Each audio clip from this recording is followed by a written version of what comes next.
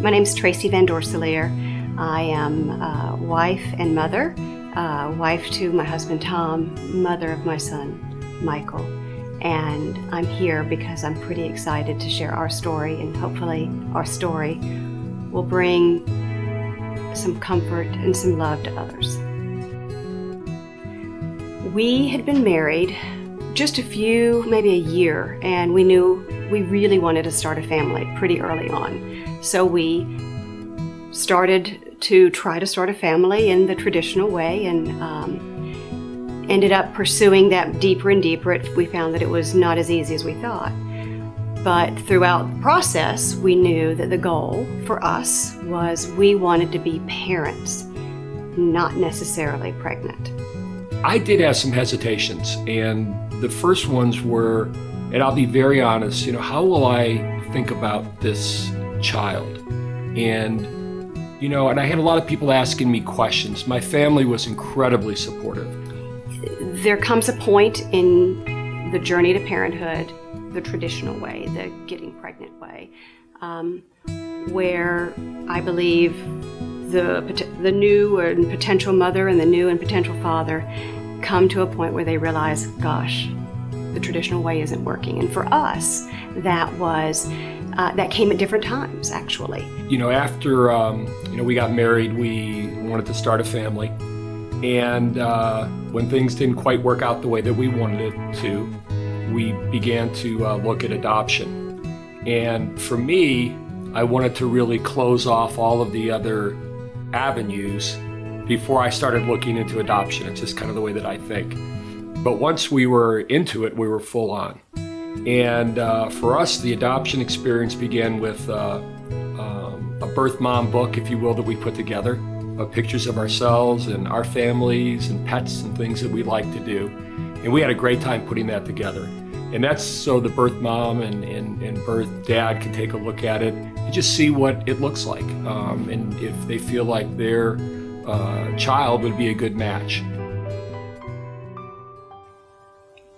So one of the greatest moments of an adoptive parent's life is the phone call. The phone rings.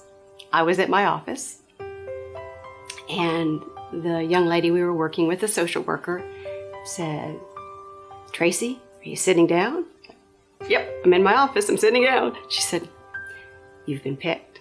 And I was like, oh my gosh, are you serious? She said, "Oh yes, you've been picked." And she said, "I want you and Tom to come over, and I want to tell you a little about this young woman, and I want to tell you why she picked you.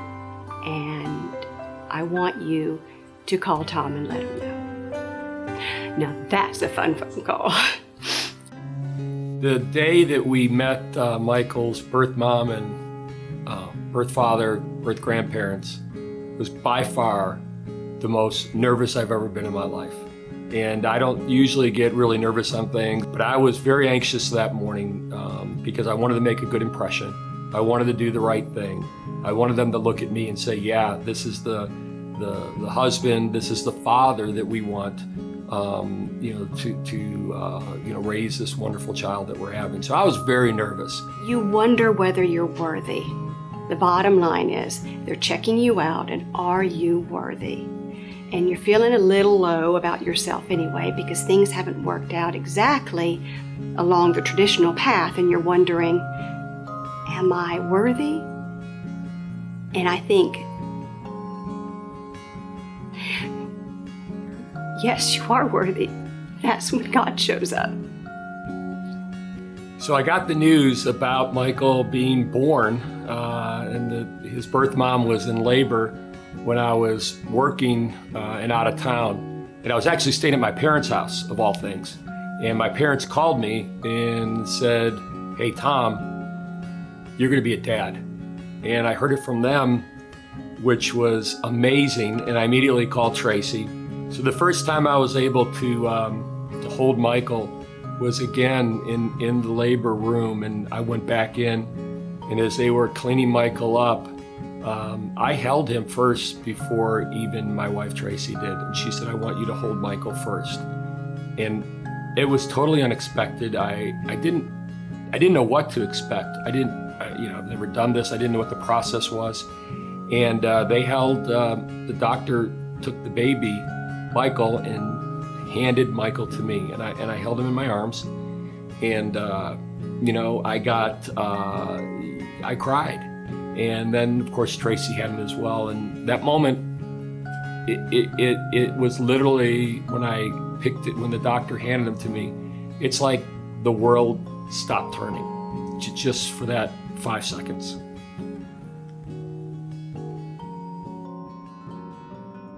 Sitting there talking to the Michael's birth mom and birth dad and the birth grandmother, I was really praying that I could get through all this nervousness. And then I stopped and I said, I need to pray for them too, because I could tell that they felt that same way. So his birth father was great to be there. And his birth mother, as I've often said, is one of my heroes. It's funny who we say are our heroes nowadays. Sometimes they're football players that can, catch a ball, or, some great actor or actress. But for me, she's one of my heroes because she made a tough choice, and she saw it through to the end in a real graceful way, caring way, and kind way. So she'll always be one of my heroes. As I think about Michael, I can't imagine a world without Michael. I really can't. Mm-mm. And if we didn't have Michael, the good Lord would, I don't know what he'd do, but he'd have him somewhere else because he's just that type of kid.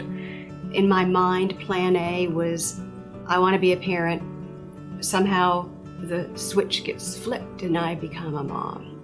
So how I got there, how I thought I would get there, it didn't work out that way.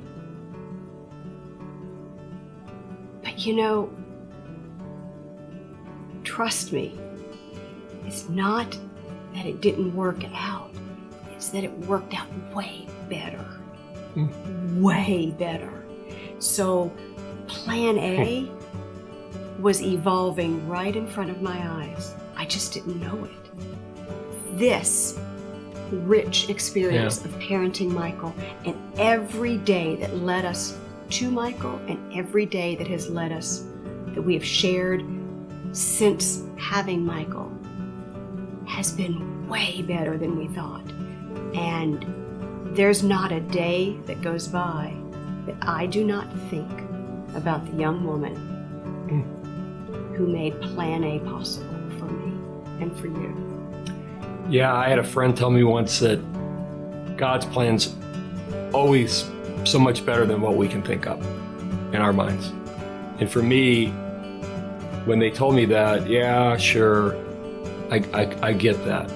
But then when it plays out in your own life, it just hits you right between the eyes. So what I thought was going to be my plan for children and a family wasn't even close to the joy that we've had with Michael and being together. So God's plan really is always better, greater, more wonderful than we can even think of. And that's how I would talk about that situation.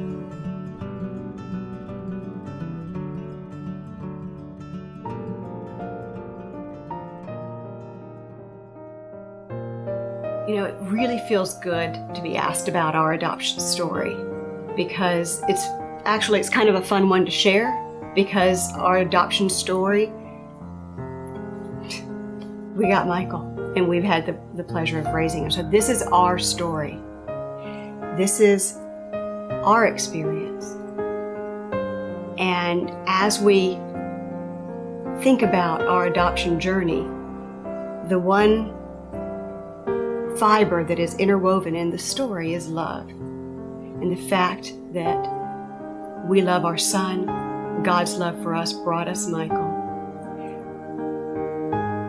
We recognize during this season, it's February, you got your pink on. We're looking at Valentine's Day, and we're so thankful for the gift of adoption and the work that is done to support birth families, that we chose to get involved with Hope Resource. And we did that because they are every day serving women like our birth mother like our birth father, like our birth grandmother, Mm-hmm. who changed our lives. And we want to honor Hope, but more than honor the work that you're doing, we want to honor our birth family by giving a donation to Hope Resource Center. We want others to experience the joy and that love that we have experienced.